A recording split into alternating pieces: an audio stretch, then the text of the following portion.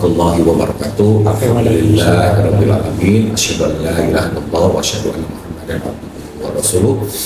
Jumpa lagi dengan podcast Akumis, pembahasan hukum Islam yang diselenggarakan oleh Kaprodi atau Prodi S3 Hukum Islam Pasca Sarjana UN Sunan Gunung Jati, Bandung. Alhamdulillah, pada hari ini kita berjumpa kembali dalam podcast yang kita cintai ini. Dan kesempatan ini sengaja saya mengundang doktor di bidang teknologi informasi dan juga doktor di bidang hukum Islam, doktor di bidang tafsir hadis ya, tafsir Al-Quran. Tafsir Al-Quran. Alhamdulillah, pada kesempatan ini kita mengundang Pak Dr. Muhammad Abdurrahman Asy'arawi ya. Alhamdulillah, terima kasih atur nuhun ya sudah bisa hadir pada kesempatan ini untuk kegiatan akademik ini yang sangat baik, yang sangat bagus dengan tagline podcastnya adalah kompetitif dan mumtaz. Jadi kita menjadi podcast yang terus menyelenggarakan kegiatan-kegiatan akademik yang kompetitif dan mumtaz atau excellent.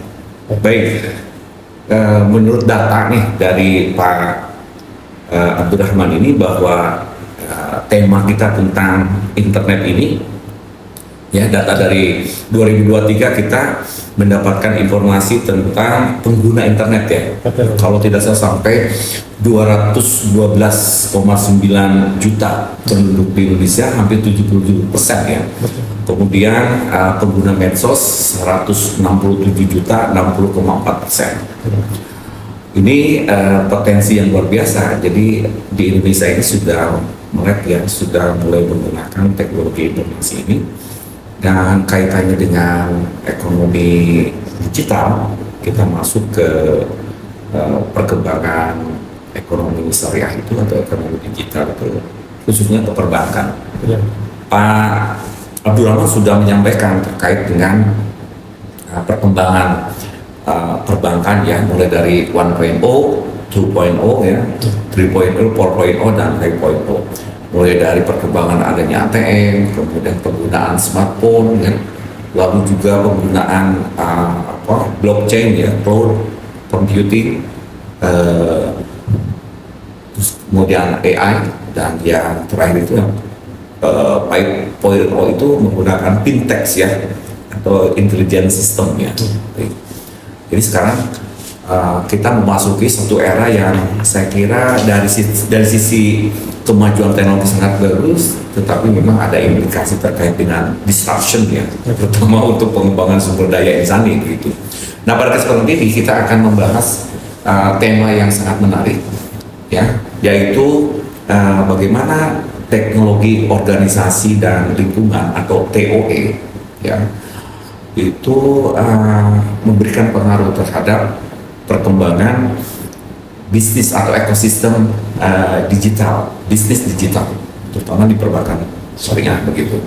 Dalam rangka tadi, bagaimana dengan pengaruh itu bisa meningkatkan adopsi ya mobile banking atau Islamic mobile banking. Nah, tema ini menjadi tema menarik pada kesempatan ini, dan ini hasil sebuah penelitian yang serius. Ya, dan itu sudah menghasilkan novelty. Mudah-mudahan dari penelitian ini bisa memberikan kontribusi akademik dan kontribusi secara intelektual, juga secara praktis begitu. Jadi aspek aksiologisnya bisa diharapkan untuk pengembangan khususnya di perbankan syariah. Baik, kita akan langsung saja get to the point kepada Pak Abdurrahman. Saya sapa dulu ya, Kumaha Damang. Alhamdulillah ya. Atur nuhun biasa hadir pada kesempatan ini. Terima kasih. Dipersilakan untuk mengeksplor dulu kenapa Pak Abdurrahman ini tertarik gitu dengan tema IT tapi dihubungkan dengan hukum Islam. Baik. Karena menyebut-nyebut aspek maqasid syariahnya gitu. Ya.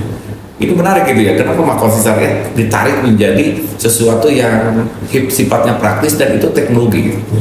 Silakan Pak, gimana itu? Baik, terima kasih Prof. Hasan. Assalamualaikum warahmatullahi wabarakatuh. Waalaikumsalam. Jadi sesuai dengan yang disampaikan oleh Prof. Hasan Ridwan bahwa perkembangan teknologi digital saat ini itu sudah sangat masif. Ya.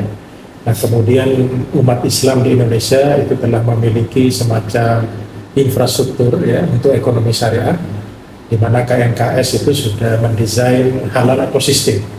Halal ekosistem kita itu kan gabungan dari beberapa aktor ya, baik itu UMKM, kemudian ada regulator, kemudian ada MUI, DSN, ya. Kemudian di situ ada juga lokomotif ekonomi adalah perbankan. Jadi kalau kita lihat bahwa peran perbankan syariah di Indonesia itu memiliki peran yang sangat signifikan untuk membangun dan sekaligus mengembangkan ekosistem halal kita. Ya. Karena saya tidak hanya di akademisi, Prof, tapi juga praktikal. Ya. Di praktisi juga sebagai konsultan, termasuk di perbankan syariah. Jadi saya agak tergeliti, ya. Kenapa sih ekosistem bisnis digital kita ini agak mandek? Ya? Agak mandek. Jadi kalau kita boleh jujur, kita mengalami mandek dibandingkan dengan teman-teman yang dikonvert. Ya. Apa yang mempengaruhi kemandekan ini? Kalau kita berbicara aset modal sosial, tentu kita jumlah umat Islam mayoritas. Ya. Tapi bagaimana gerakan mayoritas umat Islam ini juga bernilai ekonomi. Nah, ini yang harus kita pikirkan. Nah, karena sekarang kita di era digital, maka saya menganalisis itu. Nah, bisa jadi teman-teman di perbankan syariah itu memandang ekosistem bisnis digital itu lebih concern pada aspek teknologi. Padahal kalau namanya ekosistem bisnis itu tidak hanya teknologi, ya, tetapi juga ada faktor kemampuan organisasi dan faktor lingkungan yang juga harus diperhatikan. Betul. Jadi TO itu ya, teknologi, organisasi dan lingkungan. Ya. Nah, kita di makosid syariah ini itu bagaimana makosid syariah masuk kepada domain digital business ekosistem. Oh, itu ya poinnya ya. Poinnya di situ, di lingkungan, Prof, ya. Artinya apa? Bahwa digital banking ya itu kan adalah semacam bisnis model ya, bisnis model perbankan yang dideliver kepada konsumen dengan teknologi digital. Artinya di situ tidak hanya bicara teknologi, tetapi di situ ada produk, layanan, dan tata nilai yang harus masuk. Nah, kalau tata nilai ini dilepaskan dari tradisional activity kepada digital activity, maka ruh ekonomi syariahnya tidak jalan. Nah, maka makosid syariah terkait dengan kepatuhan syariah itu menurut kami menjadi suatu keharusan. Nah, itu faktor lingkungan. Artinya kepatuhan terhadap regulasi termasuk pada norma hukum Islam itu menjadi kewajiban bagi perbankan syariah untuk menyediakan layanan ini.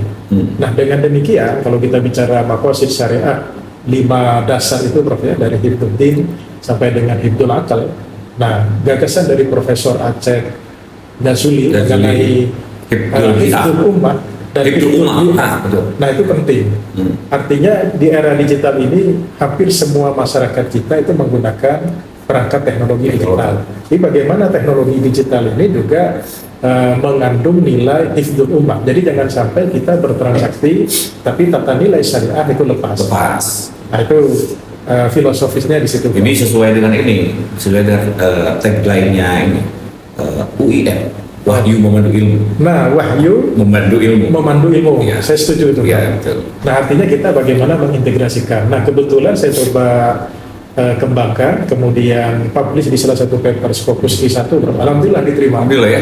Jadi bagaimana memasukkan unsur kepatuhan syariah dalam domain teknologi, organisasi dan lingkungan ini, dan itu diterima oleh para editor dan reviewer. Dan ini menurut kami, ini bagaimana kita mengintegrasikan wahyu memandu ilmu, wahyu memandu teknologi. Nah, itu artinya tidak bisa dilepaskan. Toh sekarang masyarakat juga mengalami kebutuhan hal itu, artinya kebutuhan memastikan bahwa setiap transaksi itu memiliki kepatuhan syariah itu sangat penting. Dan ini tidak hanya dibutuhkan oleh masyarakat muslim, tapi yang non muslim pun. Siapa sih yang tidak mau atau yang mau dizolimi transaksinya? Pasti nggak mau, itu nilai-nilai universal kan? Iya. Iya kan Prof? Siapa sih yang mau kalau setiap transaksi itu mengandung unsur denda yang berlipat ganda? Ya, kalau problem statement tadi sudah disebutkan ya, terkait dengan riset atau penelitian Pak Abdurrahman itu terkait dengan ketimpangan ya Betul. di bisnis, ekosistem bisnis Islam itu kurang mengadopsi. Betul. Nah sekarang riset itu langsung memasuki itu arena apa, wilayah apa itu Ya. riset, maka Betul, Bro. Jadi seringkali teman-teman perbankan, baik itu konven maupun syariah, begitu mau mengembangkan digital banking, katakanlah mobile banking tadi, itu terjebak pada domain teknologi. Tidak berpikir bagaimana mengembangkan ekosistem bisnis. Jadi harusnya cara berpikirnya adalah bagaimana kita mengembangkan ekosistem bisnis melalui perangkat digital. Bukan berarti kita mendevelop teknologi digital, tapi mengabaikan visi ekosistem tadi. Nah, kalau kita bicara ekosistem, berarti di situ banyak aktor, banyak tata nilai, kemudian banyak rule yang harus kita ikuti. Gitu. Nah ini jadi banyak sekali ya berdasarkan riset saya sebagai konsultan, mereka terjebak di situ. Saya udah bikin teknologi, silakan masyarakat pakai. Nah harusnya teknologi itu kan memberikan manfaat, bro. Nah jadi propaganda bagaimana value proposition dari produk tadi untuk mengembangkan ekosistem. Nah yang kedua adalah harus customer centric view. Jadi kita harus berpikirnya adalah bahwa masyarakat membutuhkan digital banking ini perspektifnya adalah perspektif kebutuhan masyarakat, bukan sekedar perbankan itu yang penting mensuplai teknologi digital. Iya, betul. Nah, sehingga antara digital transformation itu ada dua sisi, bro. Berbicara kinerja atau benefit, berbicara resiko. Oh iya. Nah, jadi mau tidak mau perbankan itu dua aspek ini harus dilakukan guna meningkatkan ketahanan digital atau resiliensi digital. Itu yang kami soroti, Prof, supaya teman-teman perbankan tetap sustain di competitive advantage, karena sekarang memang persaingan luar biasa, betul. Daya saingnya juga luar biasa, tapi juga memiliki positioning yang kuat di masyarakat, yaitu masyarakat muslim maupun non muslim. Jadi kalau disebut dengan ekosistem itu dalam perspektif Pak Abdurrahman secara konkret seperti apa? Karena riset ini kan terkait dengan yang dimaksud dengan ekosistem itu gambarnya seperti apa, sehingga perlu teknologi gitu, betul. Perlu organisasi, perlu lingkungan. Ya. Jadi Kan ekosistem itu tidak hanya teknologinya. Betul, Bro. Nah itu maksud saya. baik, Bro. Jadi yang namanya ekosistem itu kan menggambarkan hubungan, Bro. Hubungan. Suatu kolam lah, suatu wadah yang menggambarkan hubungan antar aktor di situ. Nah, aktor itu katakanlah agent di situ, ya nasabah, ada bank, ada regulator, akan merasa senang di ekosistem itu, di kolam itu, kalau memberikan manfaat dan sesuai dengan tata nilai yang dianggap. Katakanlah kita punya kolam nih, Prof, punya kolam, nah itu kita anggap ekosistem. Ada ikan koi. Ikan koi. Ya, nah bagaimana ikan koi itu kerasan di kolam kita? Nah, harusnya perbankan syariah itu dia sudah punya ekosistem, di situ ada nasabah, ada masyarakat, ada mereka sebagai penyedia layanan, ada regulator OJK dan BI. Nah sekarang ekosistem ini harus mereka kawal supaya semuanya senang, bahagia, dan sesuai dengan tata nilai syariah. Nah, dengan demikian berarti kalau kita bicara ekosistem, kalau bicara kolam ikan berarti airnya harus di-maintain dong, supaya koinnya sehat kan. Betul. Pakannya juga harus bergizi, tidak hanya bergizi tapi juga halal kan. Halal atau thayyiban. Nah, prinsip-prinsip seperti itulah itu yang harus dipikirkan dalam mengembangkan ekosistem. Nah, teknologi itu hanya salah satu bagian, salah satu bagian untuk mengembangkan ekosistem tersebut. Nah, karena keberadaan ekosistem itu tidak harus tradisional bertemu offline, karena dengan online pun kita bisa lakukan, maka bagaimana online digital ekosistem ini itu bisa mengayomi berbagai kebutuhan dengan bahagia, nyaman bagi semua pihak, khususnya nasabah. Baik, kalau hubungannya dengan tadi ya, maqasid syariah itu. Betul. Dari riset Bapak itu kemarin sudah digambarkan ya. Ya. Coba dielaborasi kembali. Baik, Bro. Dari sisi misalkan apa hubungan hibdul malnya gitu dengan perlakuan bank misalkan terhadap nasabah, perlakuan bank terhadap maintenance perlindungan konsumen misalkan, atau perlindungan nasabah dan sebagainya. Gimana? Nah, jadi implementasi makosid syariah yang 5 dasar itu, Bro ya. Pertama adalah hifdzuddin. Rudin, ya. Nah, hifdzuddin itu dan dengan transaksi yang terlepas dari maurid tadi, maisir, gharar, riba dan kezaliman. Artinya kita sudah memelihara agama teman-teman nasabah maupun perbankan lah. Artinya kita sudah menjalankan syariat dengan benar. Itu hifdzuddin tentu menjadi asas yang pertama. Ya. Ya. Nah, yang kedua adalah hifdzun nafs. Nah, kalau kita bicara hifdzun nafs itu kalau dulu mungkin lebih pada perlindungan jiwa, Bro. Nah, di sini adalah bagaimana melakukan perlindungan terkait dengan emosional. Nah, bagaimana rasa keamanan. Data kita tidak terekspos. Karena bayangkan kalau data kita terekspos, ya data privasi kita terekspos, bukan hanya pribadi, Bro, anggota keluarga kita juga kan. Betul. Nah, sekarang kan kita sudah lihat lah, hampir tiap hari data kita di medsos itu mudah dilihat orang, kemudian mudah disebarkan oleh orang. Itu kan psikis kan, Bro. Ya. Nah, itu saya mencoba untuk mengembangkan hifdzun nafs itu adalah pada emosional, psikis lah. Ya. Jadi perlindungan terhadap data pribadi itu saya kira menjadi bagian daripada makosid hifdzun nafs. Ya. Kalau yang ketiga hifdzul akal. Nah, ini hifdzul akal ini tidak hanya terkait dengan menjaga kesehatan akal, tapi pengambilan keputusan. Jadi saya menggunakan mobile banking perbankan syariah ini rasional atau tidak kan? Iya. Oh, ini sudah oke, kemudian mudah, resikonya juga terkawal dengan baik, plus ada tata nilai syariah. Sehingga nasabah, oh saya akan mengambil keputusan mengadopsi mobile banking perbankan syariah. Jadi itu terkait dengan pengambilan keputusan. Nah, kemudian adalah hifdzun nasab. Nah, hifdzun nasab itu tidak hanya berbicara anak cucu kita, tetapi keberlangsungan terhadap tata nilai hifdzuddin itu bisa kita wariskan. Gitu.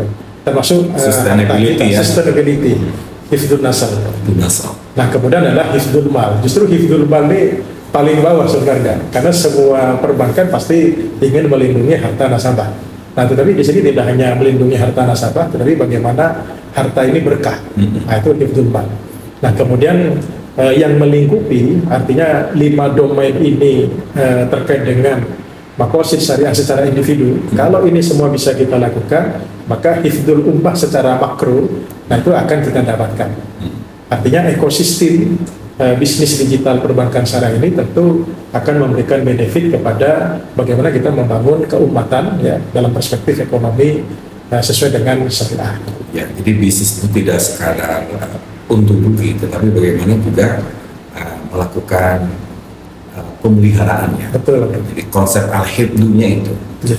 Jadi dari sisi bagaimana masyarakat itu, terutama muslim itu tetap memiliki akses ekonomi, tapi juga dia tidak lupa dengan kewajiban dia terhadap Allah. Gitu ya. Betul, Bro. Saya kira ini menarik.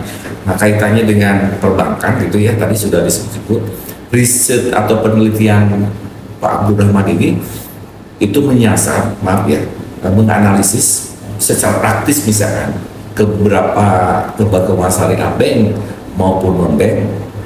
Pak Abdurrahman sudah menyebutkan kalau BUS itu ada 12 ya, kemudian BUS ada 21 dan BPRS itu 194, itu sangat banyak itu.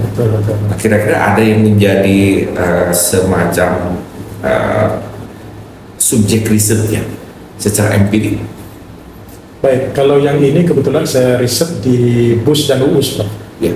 Ya, jadi masih lembaga keuangan syariah yang masih perbankan umum, yaitu BUS maupun UUS. Nah, untuk yang BPRS, ya ini memang juga menjadi concern tersendiri. Walaupun sama-sama membutuhkan digital banking, tetapi kalau tata nilai syariah saya kira sama lah, menjadi kewajiban. Tapi culture-nya, Prof, yang mungkin perlu juga diperhatikan. Tapi kalau dalam perspektif customer, itu saya kira tidak ada perbedaan. Tapi dalam perspektif pengelolaan, kapabilitas organisasi, nah ini saya kira perlu untuk dieksplorasi lebih dalam. Gitu ya. Karena kemampuan internal organisasi BPR Syariah dengan Bank Umum Syariah, misalkan terkait dengan permodalan, Prof, ya, kemudian kemampuan mengelola tata kelola organisasi dan kepatuhan, tentu mereka mungkin ada sedikit gap lah ya. Betul. Gitu, Prof. Nah, maksud saya gini, ini kan perbankan ya. Ya. Kemudian dianalisis menggunakan TOE ya. Betul. Apakah secara ideal perbankan di Indonesia, khususnya perbankan syariah, baik itu BUS maupun UUS, itu secara idealnya, apakah sudah menggunakan semacam digital business ecosystem, termasuk menggunakan TOE nya gitu. Baik, Prof. Kalau secara praktikal teman-teman perbankan saya kira mereka sudah melakukan. Oh iya. Tetapi optimalisasinya ya Nah, itu yang belum adalah dari aspek kemampuan resiliensi digital. Resiliensi digital ini ada dua sisi, Prof. Bagaimana meningkatkan daya saing, kemudian yang kedua adalah tahan terhadap disrupsi tadi yang Disruption, iya betul. Nah, disrupsi di sini tidak hanya mereka latah menggunakan teknologi, tetapi mempunyai kemampuan menangkal serangan cyber, Prof. Nah itu. Karena serangan Perlindungan, cyber, iya, karena serangan cyber itu kan tiap saat, Prof. Betul. Itu hampir semua perbankan kita, tidak hanya bank sekarang, Prof. Hampir semua sektor industri itu kena serangan cyber, Prof. Jadi kalau sekarang kita nggak mampu menangkal serangan cyber tadi, ya sekarang bagaimana kita akan membangun trusting masyarakat, kan? Kepercayaan masyarakat untuk bertransaksi. Nah ini saya kira kemampuan di situ. Nah yang kedua, Prof. Kalau boleh saya mengatakan bahwa perlakuan syariah compliant di kita itu masih lebih cenderung kepada administratif. Administratif. Artinya, oke, memang lepas dari riba, maisir dan goror, tapi ada menurut saya penerapan prinsip syariah yang substantif, yaitu inovasi, Bro. Nah itu. Nah, jadi saya sering sampaikan kepada teman-teman DPS ketika saya memberikan workshop dan diskusi. Jadi ada substansi syariah compliant yang belum kita lakukan adalah bagaimana kita meningkatkan inovasi supaya kita memberikan layanan dan produk yang terbaik. Ya. Nah ini kaitannya dengan inovasi ya. Kita sudah melakukan riset yang terkait dengan akad murokabah. Ya. Jadi akad yang apa istilahnya yang terkait gitu ya. Misalkan kalau rahan gitu ya. Rahan itu kan murokabah. Ya. Jadi akad satu transaksi yang digunakan dan menggunakan 3 akad, misalnya ada rahamnya, ada kodnya, ada ijarahnya. Sebetulnya akad murokabah ini sebagai solusi terhadap inovasi terhadap kebuntuan. Betul. Di perbankan ketika mau transaksi, tapi mereka tidak memiliki akad yang itu bisa melindungi secara syariah, sehingga muncullah misalkan akad atau fatwa DSN. Ya, ya. Saya setuju dengan inovasi itu. Kemarin juga sudah ada yang melakukan riset tentang akad murokabah ini, Ya, ya. yang multi akad, yang multi akad itu. Betul. Tapi memang kalau perkembangan fatwa DSN itu sekarang baru 160 ya. Ya, Jadi kalau data atau analisis dari Abdul Rahman tentang inovasi memang kita belum sepenuhnya itu. betul, Bro. Makanya sarannya sangat penting itu, terutama untuk kepatuhan syariah ya, terkait dengan akad-akad yang ada yang diproduksi oleh fatwa DSN. Betul, Bro. Jadi masalah inovasi saya sering menyatakan tidak mungkin kita menyediakan layanan digital banking, kemudian inovasi itu mandek, maka nasabah akan pergi. Ya, contoh sekarang, kalau kita pergi ke Jakarta, kita pakai bus katakanlah. Nah sekarang kita ada transaksi salah satu perbankan mobile banking, kita langsung bisa pesan dan bayar bus dari situ. Nah kenapa perbankan saya nggak melakukan hal itu? Nah itu kan ekosistem, ya kan, Bro? Jadi ekosistem yang masuk kepada super apps tadi, mobile banking yang diupgrade jadi super apps sehingga semua kebutuhan masyarakat dari bangun tidur sampai mau tidur lagi itu ada dalam kita. Nah bagaimana kita menciptakan hal yang serupa? Nah kita, jadi ada suatu konsep yang mungkin ini bisa dikembangkan yang namanya resources based view. Jadi harusnya perbankan syariah dalam tanda kutip mengejar ketertinggalan itu, tetapi juga mengeksplorasi keunikan yang mereka punya, yang tidak dimiliki oleh teman-teman konven. Nah kita punya modal sosial umat Islam. Itu modal sosial yang luar biasa, ya kan? Nah yang kedua, seperti yang Profesor sampaikan, banyak sekali inovasi-inovasi produk dari zaman Nabi, sahabat sampai sekarang itu sebenarnya tinggal istilahnya dilakukan digitalisasi. Tapi tidak mengesampingkan kepatuhan syariah tadi. Jadi tidak boleh kaku gitu, kan? Betul. Kalau kita kaku, kan yang penting adalah akadnya itu adalah sesuai dengan syariah ya. Dan sekarang kan bagaimana keabsahan akad itu kan sudah berkembang kan, Prof. Tidak harus ketemu langsung atau tertulis di depan kita kan. Secara digital yang penting antara kedua belah pihak, multi pihak itu sudah bisa dinaungi sebagai suatu akad yang sah kan gitu, Bro. Nah itu tinggal inovasi di situ, Prof. Nah yang kedua ini juga jadi peluang, Prof. Jadi kerjasama antara industri dengan pihak lain, misalkan dengan kampus. Nah kalau di negara maju, contoh kita lagi mau kerjasama dengan salah satu perguruan tinggi di Jepang, Prof. Jadi industri itu punya masalah apa? Udah kasihkan ke kampus. Nah, kampus yang memikirkan bagaimana solusinya. Nah, nanti yang mendanai adalah industri. Industri. Nah, misalkan perbankan syariah kita punya masalah apa? Inovasi, masalah pengembangan akad semuanya, sampaikanlah ke UIN kan? Iya. Nah, itu menjadi bahan riset mahasiswa S3, S2 di bawah bimbingan, sehingga secara praktikal, tidak hanya secara akademik, itu sesuai dengan kebutuhan mereka. Itu namanya kan kolaborasi. Kolaborasi. Pentah ya, kalau mungkin tetrahelic apa gitu, Ya, collaboration tetrahelic gitu. Bisa quadruple helix. Quadruple helix, pentahelix bisa. Betul, jadi kita namanya istilahnya itu open innovation.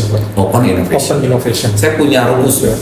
Saya punya rumus hasil perperunan saya bahwa sebuah organisasi secara personal ataupun secara institusi itu bisa survive itu ketika saya menyebutnya energinya. Ya. Jadi dari Einstein itu. Jadi E sama dengan M motivation kali C creativity pangkat innovation.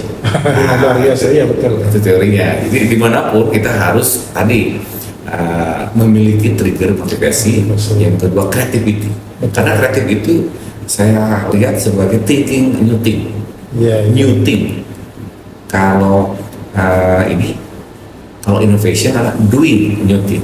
Sudah pada aspek implementasi. Betul. Baik, dari penelitian tentang ini apa yang sudah didapatkan dan inovasinya, bukan inovasi, novelty yang bisa disampaikan, silakan. Baik Prof, terima kasih. Kalau secara novelty akademik ya, tentu kita memberanikan diri lah bagaimana memasukkan unsur agama dalam hal ini kepatuhan syariah dalam framework POI yang belum pernah menyampaikan hal itu, Prof. Ya. Ini menurut saya menjadi keberanian intelektual karena POI ini sangat familiar, Prof, ya, untuk adopsi teknologi, tapi saya mencoba memberanikan diri di dimensi environment tadi, itu kepatuhan syariah menjadi bagian dan itu diterima. Sesuai nih dengan sesuai dengan tagline-nya UIN nih. Ya. Sekarang malah masuk ke rahmatan lil alamin. Dulu paling berilmu ilmu, sekarang rahmatan lil alamin. Rahmatan lil alamin. Dan alhamdulillah kalau itu di jurnal Digital Business, kebetulan editornya adalah orang Iran, Toba University. Oh iya. Wah, itu saya sampai 4 kali revisi, itu tiktokan terus ya kan. Wah, itu luar biasa. Jadi itu saya kira ini menjadi novelty yang menurut saya ini bisa kita uji lebih lanjut bagaimana memasukkan unsur Islam, agama lah ya, syariah compliant masuk dalam framework POI yang sudah common. Okay. Yang sudah common dipakai oleh berbagai pihak. POI itu udah banyak. Nah, saya memasukkan di situ, Bro. Dan alhamdulillah itu diterima gitu, Bro. Nah, itu sehingga bisa menjadi keberanian intelektual. Kemudian yang kedua, saya mencoba untuk membangun platform Islamic Business Review ya. Oh ya, itu yang sekarang saya sampaikan, Prof, ya. Jadi bagaimana mengkonversi penelitian-penelitian kita, tidak hanya penelitian kami, Prof. Saya mengundang teman-teman UI, ITB, ini secara global dalam bahasa Inggris, bahwa bagaimana hasil riset akademik itu bisa dipakai untuk practical insight, untuk industri dan sebagainya.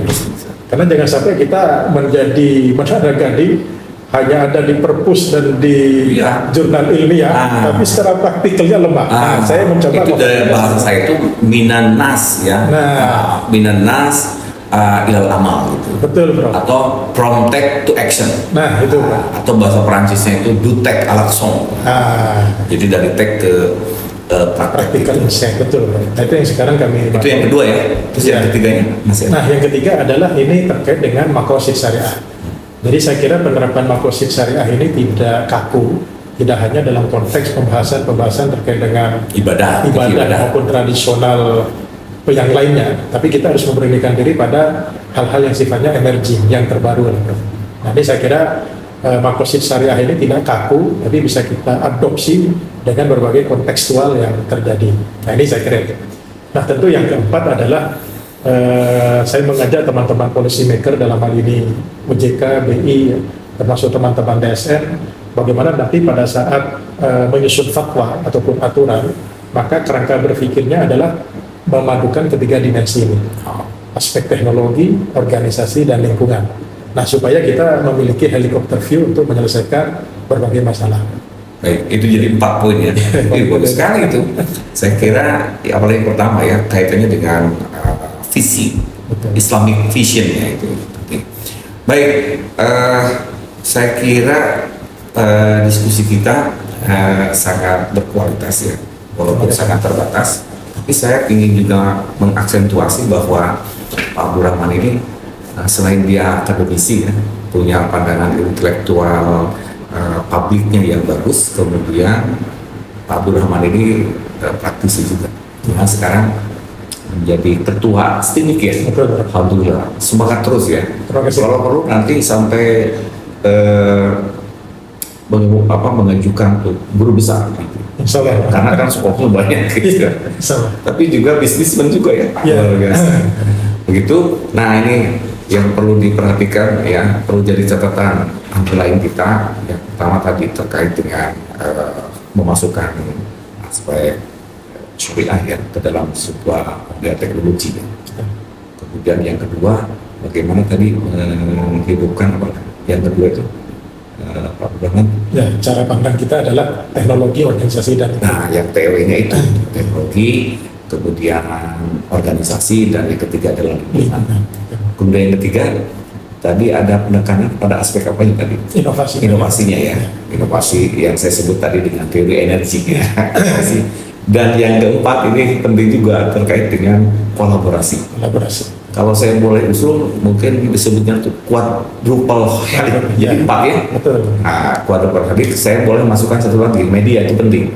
Oh ya, berarti 5 lah ya. 5 pentahelix. Pentahelix. Pentahelix.